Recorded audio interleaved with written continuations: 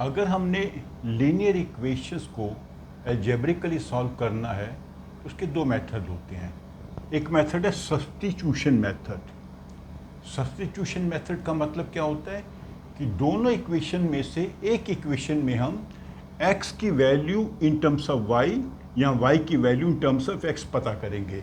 जैसे इस general equation में a1x equal to c1 minus b1y, हम इस टर्म को राइट साइड ले आए, वहाँ से हम x की वैल्यू मिली इन टर्म्स ऑफ y। इसको हम दूसरी इक्वेशन में यूज़ करेंगे। इससे परिणाम क्या होगा, हमें एक थर्ड इक्वेशन मिलेगी जिसमें सिर्फ एक ही वेरिएबल होगा। तो उस वेरिएबल से हम y की वैल्यू ढूंढ लेंगे, फिर ये y की वैल्यू किसी भी इक्वेशन में निकाल के डालकर हम x को वैल्यू ढूंढ सकते हैं। तो एक एग्जाम्पल से समझ लेते हैं। हमारी इक्वेशन है 2x minus 3y equal to 10 and 3x minus 2y equal to 10। इस इक्वेशन से हम क्या करेंगे, x की वैल्यू निकालेंगे इन टर्म्स ऑफ y।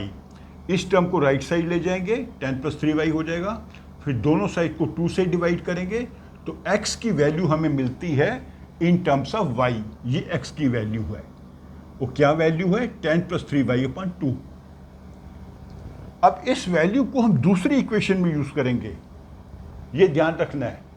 x की वैल्यू पहली इक्वेशन से ढूंढी और इस वैल्यू को फिर दूसरी इक्वेशन में हम सब्स्टिट्यूट करेंगे। x की जगह ये वैल्यू लगाएंगे, सब्स्टिट्यूट कर दिया हमने। तो x की जगह हमने क्या लिखा, 10 प्लस 3y अपॉन 2, ये 3 कोफिशिएंट है, माइनस 2y इक्वल टू 10।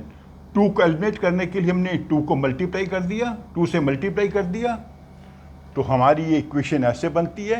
इसको सिंप्लीफाई करेंगे तो बनेगा 30 plus 9y minus 4y equal to 20। इसको भी सिंप्लीफाई करेंगे तो 5y इज 20 माइनस 30, क्योंकि ये 30 जब राइट साइड जाएगा तो माइनस हो जाएगा। तो 5y हो जाता है माइनस 10, तो y is minus 10 upon 5 is minus 2। तो ये y की वैल्यू मिली। अब इस y की वैल्यू हम किसी भी इक्वेशन में लगा सकते हैं, इसमें भी लगा सकते हैं, इसमें भी लगा सकते हैं। मान लीजिए हम यहाँ लगा देते हैं, ये पहली इक्वेशन का चेंज फॉर्म है। तो x equal to 10 plus 3 into minus 2, ये माइनस 2 लगा दिया y की जगह। इसको जब सॉल्व किया तो आंसर आया 2।